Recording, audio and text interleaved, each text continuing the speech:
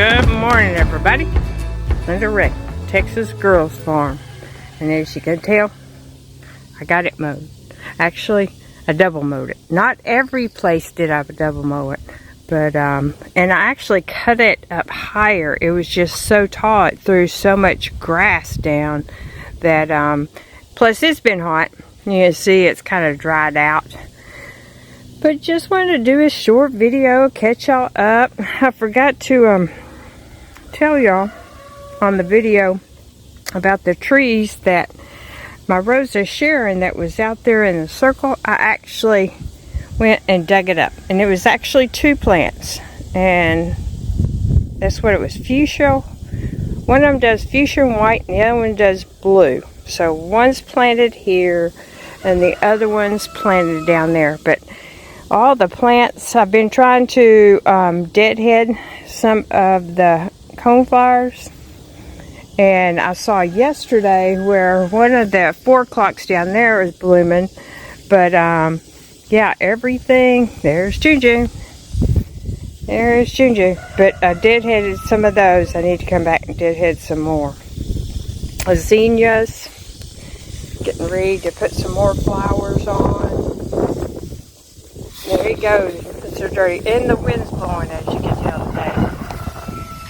And there's fixing to be another one coming out on this one. And there's a pink one. Getting ready for another one. Marigolds are getting some heads on them. I cleaned up this ivy. I needed to cut it all the way down. Ginger's just standing there enjoying the breeze. I see you, buddy. I see you. The plants down there are doing really good. That 4 o'clock's doing good. There's Maggie. They just finished their breakfast. Those coneflowers, the other coneflowers, they're doing okay. That one's way back underneath that zinnia over there. It's doing okay. That was the one I was worried about. As you can see, everything's doing good here. Marigolds getting ready to bloom. And where is, oh, and there's that one. That one's doing really, really good. But yeah, some more white and the fuchsia. And here's a, it's actually purple, and this one's a more of a fuchsia colored. And there's a white one down there. And then I deadheaded this one a lot. And it helped because that bloom came out so pretty. So I probably need to deadhead some more. And those down there are doing okay. But there's the other Rosa Sharon. And then this one, this 4 o'clock was blooming yesterday. You can see it's got a flower on it. But I've got grass coming up over here. I showed y'all last time, but you can see it even more now along the ground and right down through there. Got grass coming up, so. And you can see the light shade of green all across, which is good. Real good. Those tomato plants are doing okay. Chickens are all doing okay. Today's the first day that I've actually been able to be here to let them out for a little while. They've gotten kind of used to staying in. I let them out when I'm here until I hear the hawk. And I was going to come down here because I haven't seen these. Well, that one's doing okay. That one's doing okay. I'm not seeing anything else here. I don't know where he ran to. And then these over here are doing really good. Even the spotted bee balm. I need to come and weed eat. That one's doing really, let me get out of the picture. That one's doing really good. There's a spotted bee balm. And then that one's doing good. So I'm proud. And you can see how the American Beauty Berry's coming back. But yeah, I've been having to take care of mother's pups this week. So after I feed and stuff, I go up there and let them out. And she got back yesterday. Her sisters, 2 of them, went up to Amarillo to see one of the younger sisters that runs a a rescue kitty corral in up around Canyon, Texas, outside Amarillo, somewhere out there. She owns Green Chili Willies. If y'all are ever up in Amarillo, my cousin, I think, Jimmy, manages it now most of the time. Margaret is busy with all the animals, but everything's looking okay. I did go up at the front of the driveway and rake. And you can see over there, got the grass cut. And there's the rooster. Henny Penny's sitting on top over here, waiting to lay an egg. But it's been hot, so I haven't accomplished any more of my project, especially the little shed back there. Haven't been able to do any of that. Oh, it's so nice to be able to sit. And there is a breeze, you can see it blowing. You know, it makes such a difference just pulling off the spent flowers, and they just keep on blooming. Keep on blooming. That is a good investment. I don't know about these hostas, though, in the containers. They say they're supposed to grow better in containers. I ain't having no luck. But they're still alive, so I'm not fussing. But the grass is doing good. You can tell all up here it's starting to fill in. And on the hill, it just grows so much faster. It's, I do believe, Bermuda grass. And I do believe that's the same seed that I got to put on the hill over to the side of me. Even though it requires, you know, it loves the heat. So it's growing. I mean, I cut, when did I cut it? I can't remember.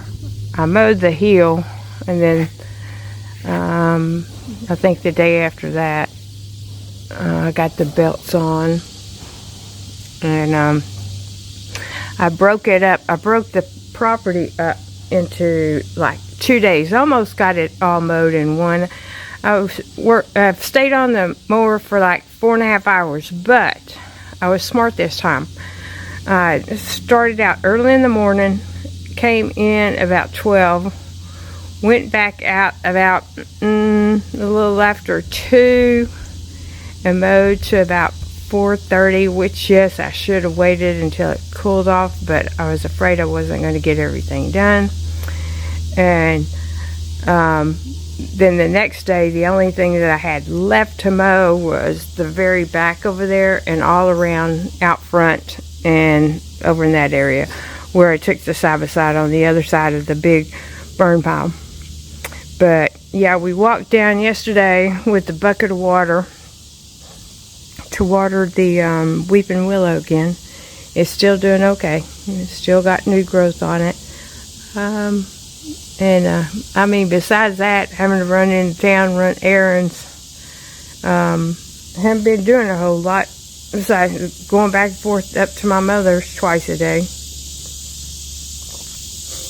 Because my sister was letting the pups out early in the morning, and then I'd go up there about this time, in between 10 and 10:30, and bring it back in, because that's when it starts getting hot. Today there's a breeze blowing, so it would be okay, but they're such little dogs with so much hair. I'd rather be safe than sorry. But I was trying to think, when I was mowing, it was so funny. I'm back over that way, heading toward the creek down there by that, not the dead tree, but the one way back there in the corner. And our hawk flew over the top of my head and landed right up in the branch of that tree, just hollering at me. So I don't know if there's a nest back there or what, but it's that hawk was not the same hawk that talks to me all the time, or that was down on that one video that had caught something. This was a bigger hawk. So I'm thinking that may be the one who got the chicken. But it stayed there for a little bit, and then it flew off back that way. So I don't know if there's a nest back there in the tree. I don't. It was kind of strange. That's all I can say. It flew, you know, right over my head and landed right up there on the branch. Kind of interesting about them birds. It's kind of interesting. But since I've been putting the chickens back up and being at Mother's, I haven't really been here. I mean, it's sporadic, and by the time I get back, it's so hot, I go inside. So I haven't heard them, I hadn't seen them. I know they're here, but I just hadn't seen them. But hopefully this evening we'll get a little bit of rain, much needed rain, and give everything a drink of water. I'm hoping the storms don't miss us. I did, I might have told y'all, I did take some of the buckwheat seed and sprinkled it down there in a chicken pen since they're being put up in the daytime, and been watering it, trying to get it to grow to cover up some of that dirt that's down there. Just get something over it and get some nutrients back into it. And plus it will give the chickens a treat too. But yeah, that's pretty much what this week's been like. Kind of boring, but you know, I'm thankful every day that the Lord gives me to wake up is a blessing, so I'm not taking it for granted. Just wish it was a little cooler. We have been going out. I try to water the chicken pens since I'm keeping them up a couple of times. Well, in the morning, I try to go out about 2:30